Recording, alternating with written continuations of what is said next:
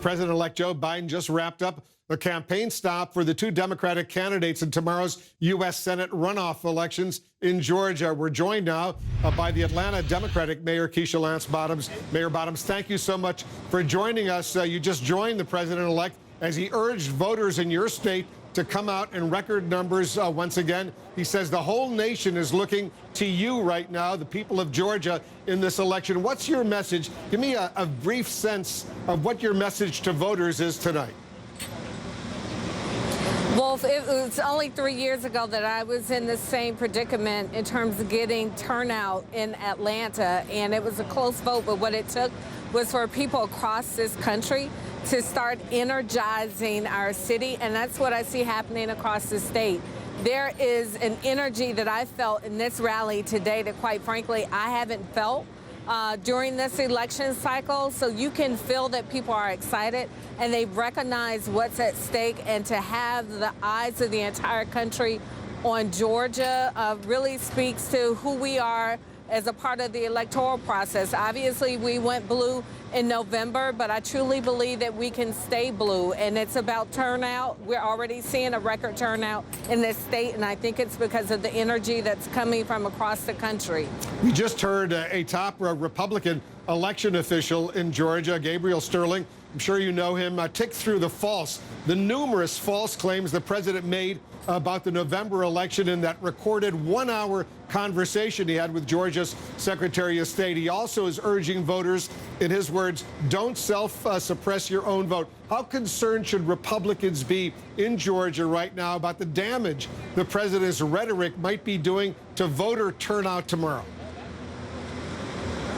I believe that Republicans in this state are divided. We know that a number of people who usually or lean Republican traditionally voted for Joe Biden, and the fact that we have two senators who will not denounce what this president has said. And in fact, I read something just before joining you. David Perdue seemed to think that the issue was that the president was recorded. He didn't take issue with what he said. So it's my hope that those Republicans and those independents who split the baby in November will listen to what's happening in this state and really pay attention to the inability of these two senators to denounce what the president is attempting to do, and they will vote for Jon Ossoff and Raphael Warnock on tomorrow. Yeah, in Georgia, by the way, as you well know, it's legal for one party in a phone conversation to record that conversation if he or she wants to do so. I want to listen to something that Georgia's Republican Governor Brian Kemp said about the president's attempts to pressure your Secretary of State in that extraordinary hour-long phone conversation. Listen to this. I'm not going to fall into the trap of this is a big distraction, because it's not. People don't need to pay attention to it. Nothing else matters for the next 24 hours. People need to do what the president and what myself and a lot of other people want people to do, and that's get out and vote for David Perdue and Kelly Loeffler. So what do you say, Mayor, to the governor's insistence that the president's efforts to pressure the Secretary of State is simply a distraction? How can we not pay attention to the President of the United States of America attempting to rig an election? I don't know what's more important to our democracy. We certainly have to pay attention to it, and we certainly have to act accordingly when given the opportunity tomorrow to go and vote.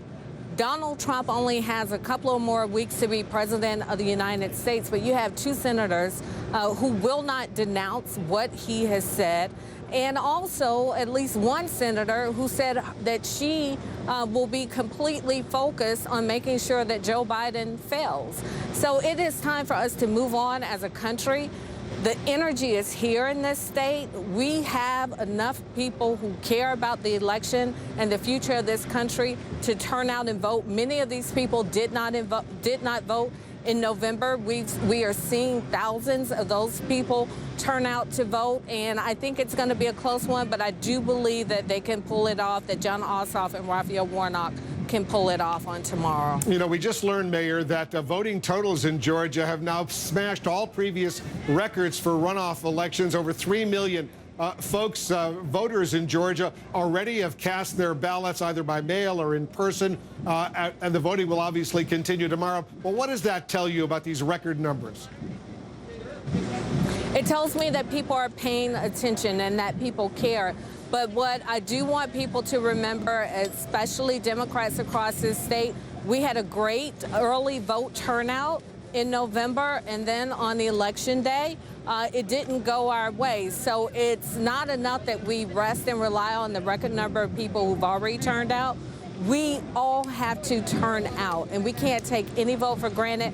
We can't leave any vote out there. And so, again, for independents and those who voted, who traditionally vote Republican, it's my hope that they will listen very carefully to what Donald Trump has said and pay attention to the inability of the two senators who represent this state to denounce interference in our election process in this state. Atlanta's Mayor Keisha Lance Bottoms, thanks as usual for joining us. We'll stay in close touch with you. Appreciate it very much.